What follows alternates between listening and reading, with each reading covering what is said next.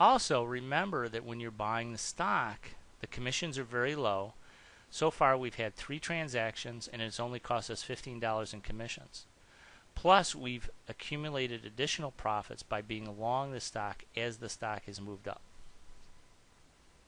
Let's go back and reset everything. This time, I have to go back to today's date. There we go. This time, the price moves against us. Let's say it goes from the current price of 46.27 down to 45.27. So let's say the price goes down to 45. So we're just going to adjust our stock price to 45.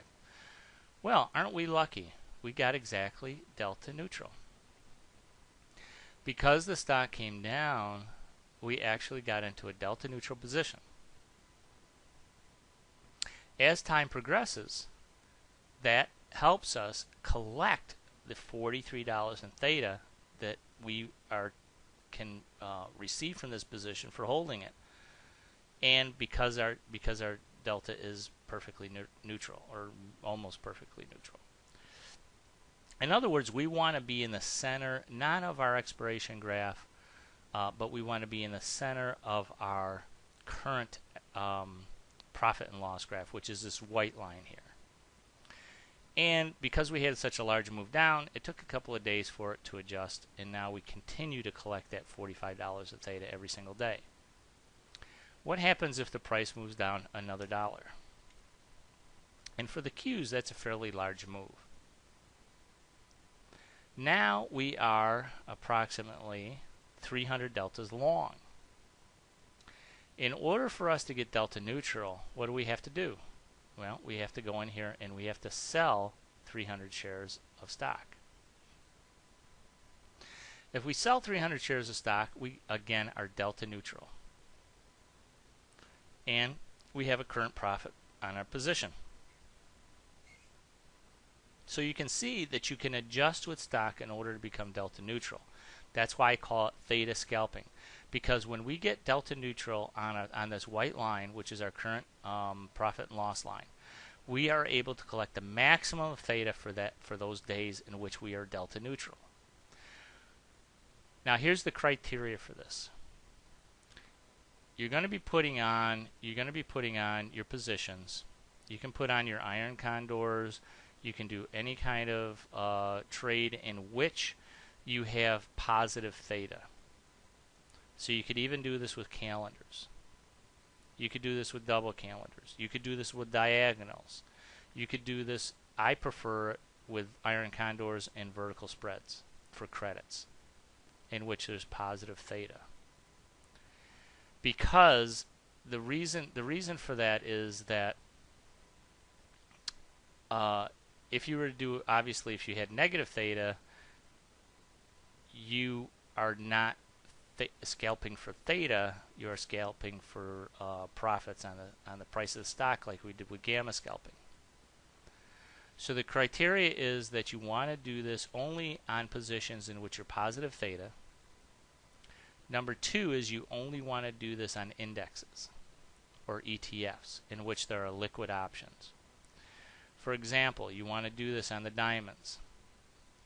Now the diamonds are a little more expensive. Diamonds are about $114 a share. So adjusting for theta or theta scalping could be a little expensive on the diamonds. You could do this on the SPYs as well. But once again, the SPYs are a little expensive. They're about $125 a share. That's why I like to do it on the Qs. Number 1 is that if we just take a look at a graph for a second of the Qs,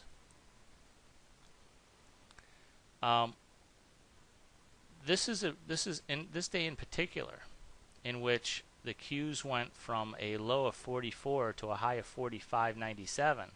That was a 1-point move in the Qs. On the Dow,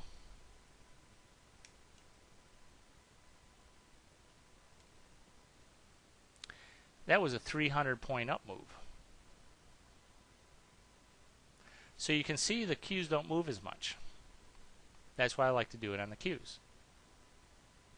There are other ETFs out there that you might be interested in doing it on. You could do it on DUG. You could do it on SMH. You could do it on XHB. The only thing that you have to be concerned about, though, is the fact that you need to be able to borrow the shares in case you need to sell it short, just like we did with gamma scalping. So if you're going to do an ETF, make sure that in fact you can borrow those shares. The other reason is that I only do it on ETFs or indexes is because with stocks, if you happen to purchase a stock like AIG and all of a sudden it drops from 30 to 23, which is a 7-point move overnight, you're going to have a very difficult time adjusting for theta or theta scalping. So always make sure that you do it on an index that you can borrow shares, and also do it on an index that doesn't move too much.